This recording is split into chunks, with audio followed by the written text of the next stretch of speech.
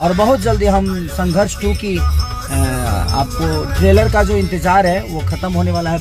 नमस्कार, प्रणाम। कैसे हैं आप लोग? उम्मीद करते हैं कि आप लोग अच्छे होंगे। और आप लोग को बता दें कि संघर्ष 2 का ट्रेलर का बेसब्री से इंतजार कर रहे हैं आप लोग। तो संघर्ष 2 का ट्रेलर जैसे कि आप लोग देखे हैं, खेसारी लाल बता रहे हैं बहुत जल्द आने वाला है।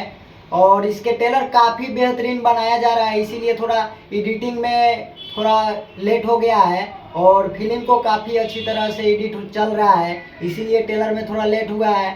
और उम्मीद है कि बहुत जल्द ट्रेलर आ जाएगा आप लोग के बीच। जैसे कि आप लोग टीजर में देखे ही हैं कि कितना काफ़ी बेहतरीन बॉलीवुड के फिल्म की तरह बनाया गया है।